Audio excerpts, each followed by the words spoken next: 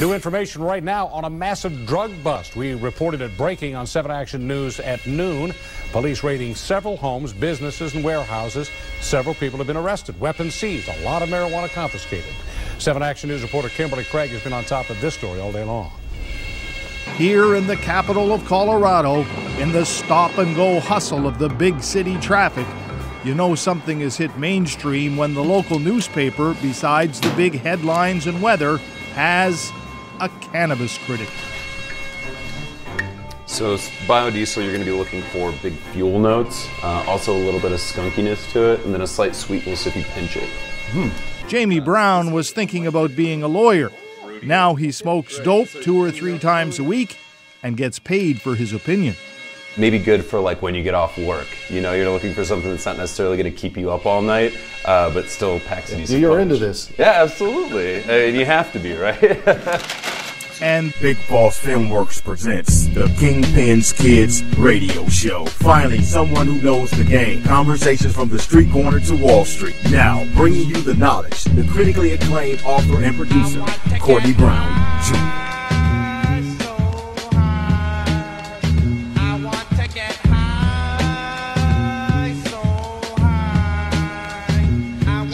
Welcome, family.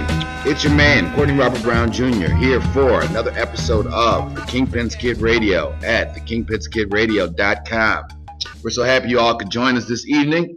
We have a very interesting topic to talk about tonight, something that is happening, I think, in your city or in every major city in America, and that's what's going on with the marijuana business. So tonight's topic or question was, marijuana, legal business or big business? So this did give me a chance to do some reflecting on my life, and when we threw it out there, we were getting a lot of positive feedback from the family out there in social media. So, this is here where I'm at with it. So I'm going to, it made me think about my past life. Those of you who have got an opportunity to read Motown Mafia, Memoirs of a Kingpin's Kid, first book we published about 5 years ago, are familiar with the kind of household that I grew up in. And as I got older, when I went away to college, and a lot of my friends and family were, shall we say, very entrepreneurial, and it just made me do a lot of thinking. It made me think about, when I went away to college, and when I first went away to college, in fact, I'm sure actually, I didn't even smoke marijuana. But what I did realize was that a lot of the college kids were smoking marijuana. And the thing that I saw right away was when it came to marijuana was an equal opportunity type of recreational drug. White kids like to smoke marijuana, black kids like to smoke marijuana, girls, boys, smart kids, not so smart kids, older kids, it just grad school, law school, or undergrad. It was just something, it was very much like tobacco and alcohol. It was not something that had any particular demographic. It was just something that people in the human family, a certain percentage of, found an enjoyable way to practice their vice, or as a relaxation or recreational kind of thing. And in my college travels, I ended up attending, in pursuit of my degree, like 6 different universities in four different states. And what I was able to observe, and what I am able to testify about, is that the better the college, the better the marijuana. If you're around at community college, the kids at community college, they don't smoke the high grade marijuana like kids in the Ivy League did. So I guess maybe there is something to be said for those prestigious schools. The more prestigious the school, the larger the quantity of marijuana and the higher caliber, the grade of marijuana. And being a young entrepreneur, there would be times when I would, it's to quote Tony Montana from Scarface, I got eyes, I see, I got ears, I hear. And I would hear about disruptions in the marijuana market. And again, this was a long, long time ago. And I knew people who were involved in that business. And I just, in all the transactions I ever did concerning marijuana, again, very, very long time ago, some 25 years ago, these were always 2 very professional people. I mean, these were college kids. A lot of these, there are some people who I have, sold pot to and smoked pot with, and some of these people are right now on Forbes, 500 richest Americans. It was just it was no more different than if I bought a keg of beer and had a party and was selling, dollar cups of Budweiser. I've always thought it to be a rather harmless thing. I never really understood how these Draconian, insane penalties were being applied to marijuana in a country where alcohol and tobacco are legal and consumed by hundreds of millions of Americans. From just a straight medical point of view, any doctor will tell you that the medical or the physical impacts of marijuana are much less damaging than that of alcohol or tobacco. So with all that said, I guess it's about time. I've traveled to Amsterdam, Holland a few times, and Amsterdam is like the ground zero or the mecca of the legalized marijuana or marijuana tourism industry in the Netherlands there. And when you go there for the first time and you're sitting in a coffee shop and you order a cup of cappuccino and some hashish and some high-grade marijuana, and you're sitting there watching cable TV and they're squeezing you some fresh squeezed orange juice, and you're mingling with people from all over the continent of Europe and from all over the world who come to Amsterdam to enjoy the situation. And I think it was in the 90s the first time I went to Amsterdam, and it struck me. I'm like, wow, this is pretty cool, but to do the same thing in America, you'd end up in jail. So I say all that to say this, that we're really happy. I'm really happy that finally it seems like the American public as a new demographic, as people my age are now in positions of power. Most of them who at one time, I think our last 4 presidents have at least admitted to at one time in their life at least smoking marijuana. Yeah, we got President Obama has admitted that at one time he did. President Bush admitted that at one time he did. President Clinton, and maybe not the senior Bush, but assuredly Vice President Al Gore also spoke about when he was in the military that he had experimented with marijuana. So again, as the demographics change and as the power generation switches, it's just about time. It's about time America stops ruining people's lives for doing something that everybody has been doing, or at least those who've chose to do, and that it's just really hard for us to make any logical explanation for why you would put someone in jail for trafficking in the cannabis product. So that's what we're going to be talking about tonight, fam. It's going to be a kind of short show today. We're really busy around here, but we want to always stay plugged in and just chime in on this because it's a whole lot of activity happening, at least here in the Detroit area, with the medical marijuana business. So we want to get that out there, get that conversation. So we're going to break for a quick moment. We're going to get a couple bills paid, and then we'll be back to talk about medical or marijuana, legal substance or big business. This is Courtney Robert Brown Jr., author of Motown Mafia, Memoirs of a Kingpins Kid. My name is Eddie Jackson Jr., and today I'm here to set the story straight on my father, Eddie Jackson Sr., who was, I believe, the most original street gangster that the world has ever not known.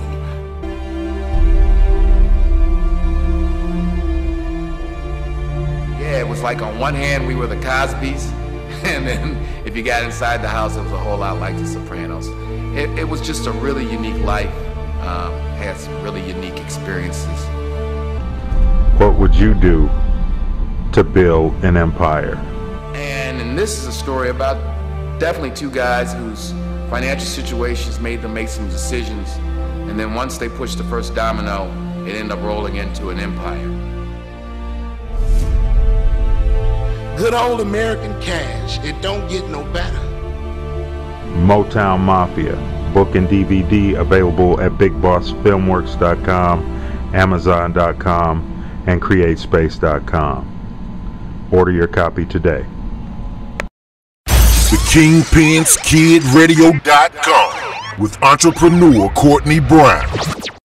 And Courtney Robert Brown Jr. here at the Kingpins Kid Radio at KingpinsKidRadio.com.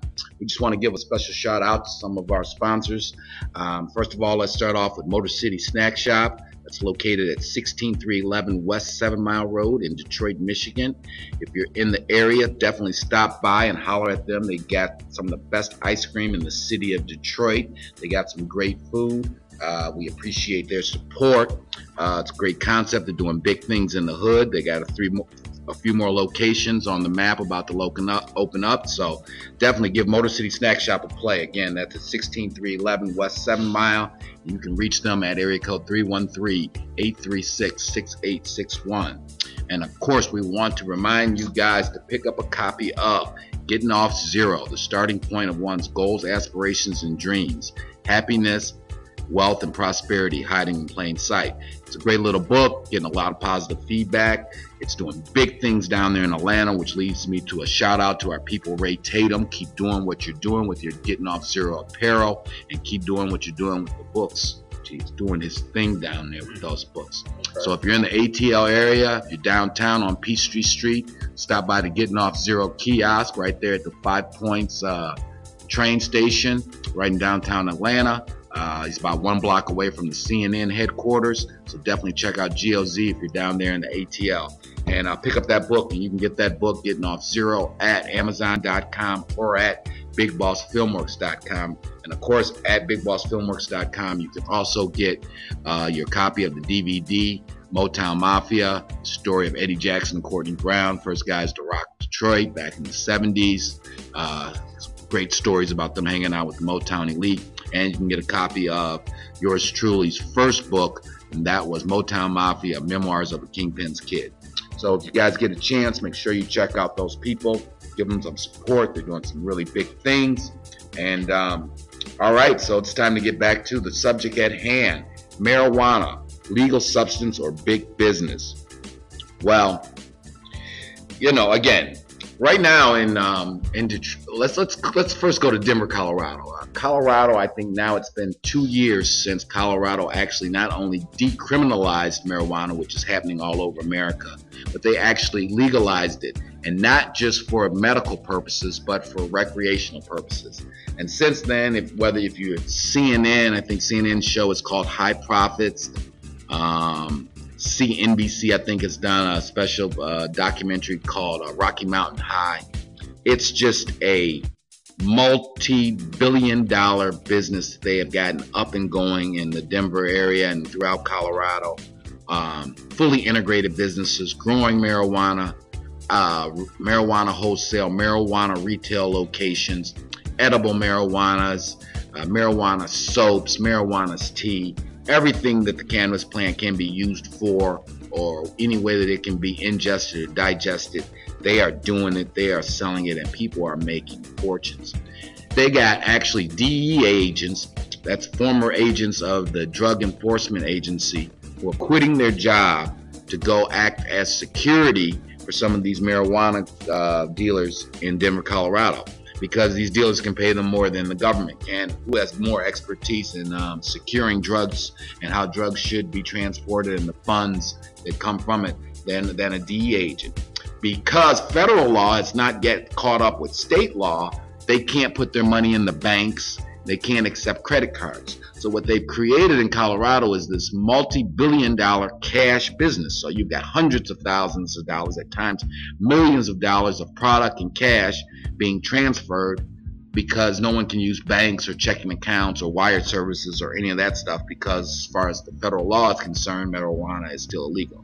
But despite of all of that, if you go to the premier shopping street in Denver, right in between, I believe it's the Gucci and Cartier shop, it's a high-end marijuana boutique where people are taking limousines and Range Rovers and Aston Martins and Bentleys to come buy their marijuana. And there's all kind of little coffee shops.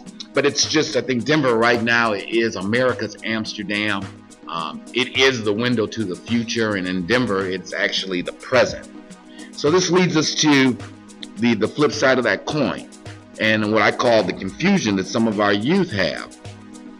How can it be that if I am an entrepreneur in Denver and I grow marijuana, sell marijuana, that I can do it and be on TV getting interviewed and make myself a very handsome salary, but yet if I am Joe Johnson from Chicago, Illinois, and I go drive down to Arizona and I buy some marijuana at a very attractive wholesale price, and I come back and I sell it on the streets of Chicago, I am then violating numerous federal laws, and I have now exposed myself to very lengthy and draconian prison sentences. So, I mean, you can imagine if you're a 16-year-old kid, your world is in the hood, right? Your world's already small. You've never been any place outside of your neighborhood. You're looking on TV at these people making all this money in Colorado. You're hearing about it in Washington and Alaska, marijuana being legal. But yet on your block, you just saw the police run up into the local weed house and drag your neighbors out in handcuffs, and then you hear about that 6 months later that your neighbor was just sentenced to 20 years in the federal penitentiary. And what was he guilty of? He was guilty of selling the same product that people in Colorado are selling and making fortunes. So we've got to address this hypocrisy, family, you know. And of course, as this whole war on drugs thing has been, it's very much a war against people of color. It's a war against brown people and black people. And this hypocrisy of what we see going on with life and marijuana in Colorado and then marijuana in New York or Chicago, it's something that, it's a situation that's untenable. It cannot stand. Right now in Detroit, there are many different ethnic groups that are making major power moves. In Michigan, they have made medical marijuana legal, which means if your doctor prescribes to you a prescription for your cancer treatments or AIDS or numerous other illnesses that they think marijuana may either help relieve your pain or help you deal with some of your anxieties, it's legal. So literally on every major thoroughfare in the Detroit or in Southeast Michigan, you see medical marijuana facilities opening up and all of the things that you would need to grow, sell, and maintain a marijuana business.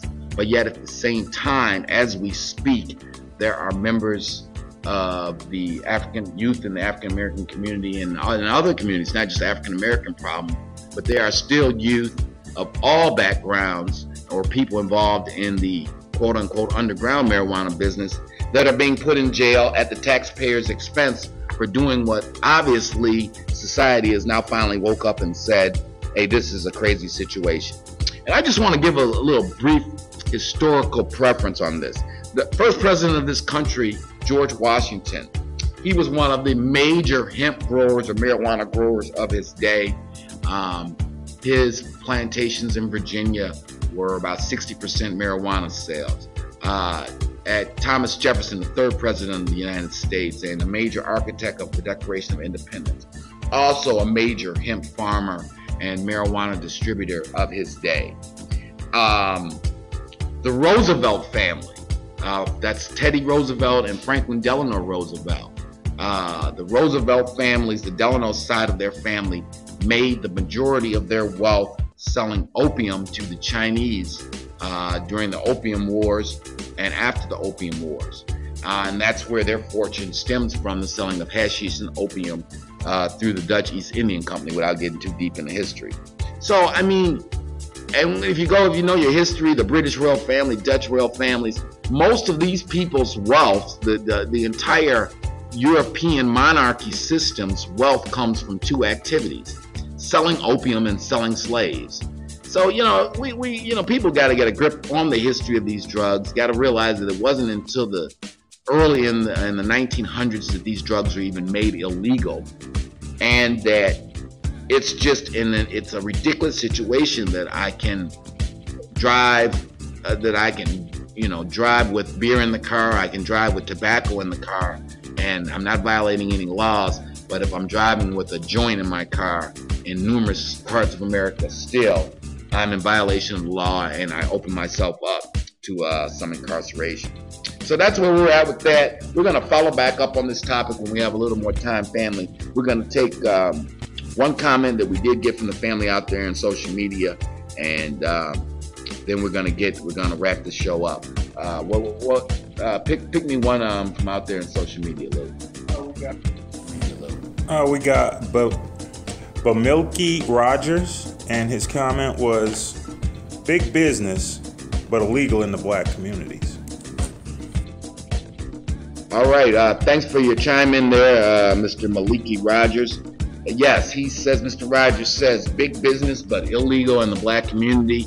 Yeah, I've been consulting a few youth who are looking for businesses to get involved in, and I've been telling them all the medical marijuana business or the legal marijuana business is something that you want to get into until this country can get its act together and stop locking up people for going to Southwest America to buy and transport marijuana.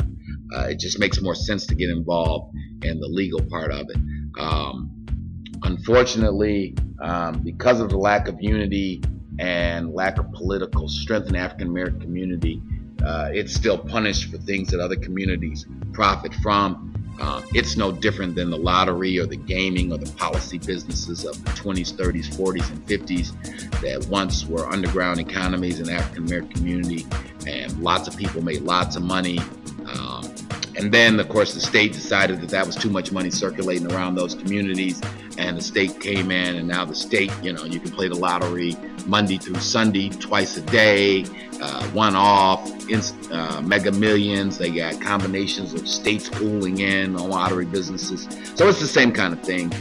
It's unfortunately sad that we haven't learned from history that whenever there is a too large of a black market, the government's going to finally wake up and say, let's get the money. So only thing I can say is before it's too late, there are going to be people in urban America smoking marijuana, so there should be some people in urban America who are profiting from that and not being incarcerated for it. So that's where we're at with this, fam. Thank you guys for being here. It's never too late to chime in. We can always, if you got a comment or concern, when we do a little longer show, we can talk about some of the other comments and the likes that we got on this topic. But we appreciate you guys. So you can always also go into the archives at kingpinskidradio.com. Check out some of our past shows. Chime in on any of those that you come across that you missed out on. So this is your man, Courtney Robert Brown Jr., signing off at the Kingpins Kid Radio. Be well, be prosperous, be safe. Peace.